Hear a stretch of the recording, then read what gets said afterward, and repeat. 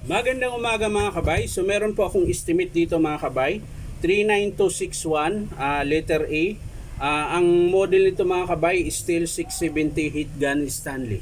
So ito mga kabay, yan, nakasaksak po yan. Oo natin. Gumagana siya mga kabay pero wala siyang init na binubuga. Puro hangin lang. Ayan po. Wala. Nakapull po yan mga kabay, oh.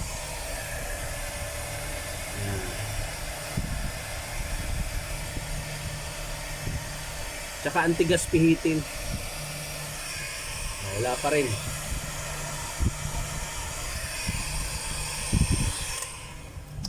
So gumagana siya mga kabay, wala lang siyang binubuga na mainit. Puro hangin lang, wala siyang init. So titingnan natin mga kabay kung bakit ganon ang nangyari. So tara mga kabay, samahan niyo po ako. So yan mga kabay, nabuksan ko na po. Yan. So maraming alikabok mga kabay.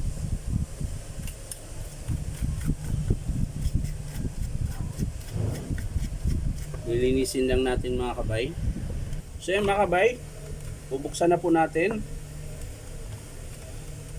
Tingnan na po natin yung element niya kung bakit ganun.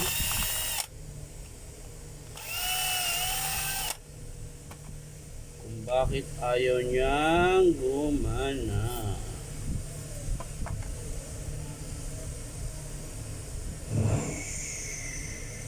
Yun mga kabay, may putol po siya. Ayan, lalapit ko po para makita nyo po.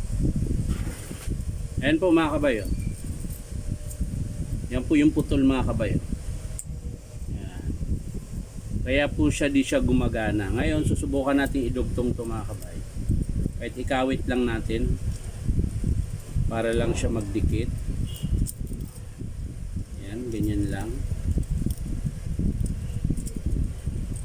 Titingnan natin mga kabay kung babaga siya. Testing lang naman to. Kasi estimate pa rin naman natin yan. Kailangan lang natin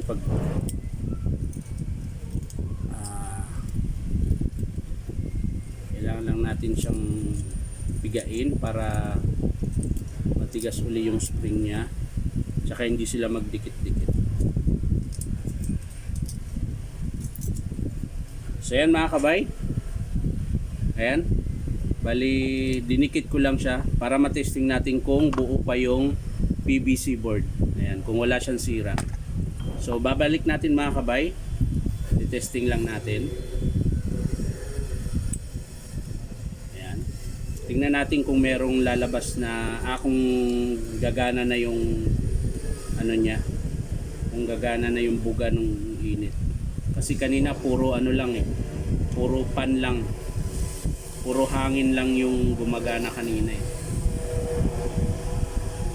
So ngayon, titingnan natin mga kabay.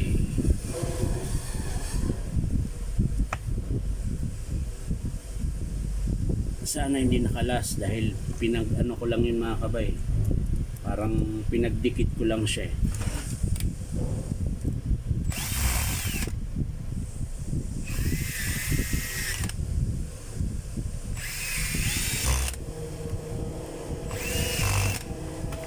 Na mga kabay, titesting natin.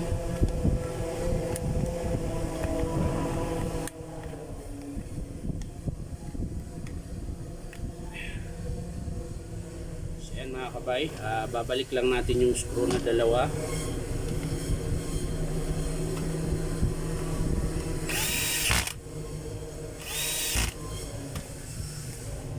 So yan mga kabay, ilalagay muna natin siya sa walang init. Ayan. Nakataas po yung ano niya. So titesting natin mga kabay. So ayan, papaanda rin natin. So ayan, meron mga kabay. Ayan. So ayan, wala mga kabay. Hindi naka-on yung init niya. Ayan. Ngayon, bababa natin ito mga kabay.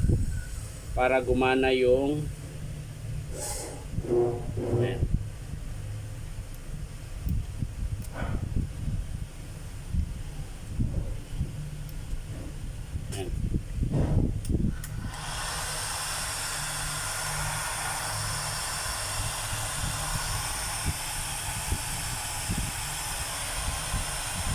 So yan mga kabay, wala talaga siya.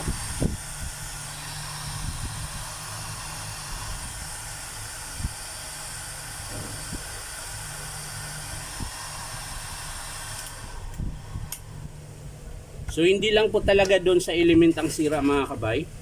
Bali yung PVC board niya, yung pihitan, matigas din. Ayan o, ang tigas. Dapat malambot lang po yan. Ayan o, ang tigas o. Ayan. So ibig sabihin niya mga kabay, sira din po itong yung rotary button niya mga kabay. Ito. Yung maliit na PVC board. Ayan. Kaso lang assembly po yan dito. Kaya ang i-estimate natin yan mga kabay, buong PVC board tsaka element. Ayan. So yan lang po yung sira niya mga kabay. Kasi dinugtong ko na po yung element niya, hindi pa rin siya nagbabaga. Puro hangin lang din yung buga. So ibig sabihin po, may diferensya din po itong PVC board niya. Ito. Yung pihitan na to. Ayan. Papakita ko po sa inyo mga kabay.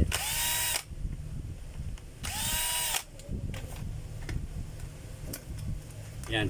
Ito po. Ito. Itong maliit na to. Yan. Yan po ang sira dyan. Kaso lang buo po yan. Kaya ang gagawin yan, estimate, PVC board na. Kahit na ito lang ang sira.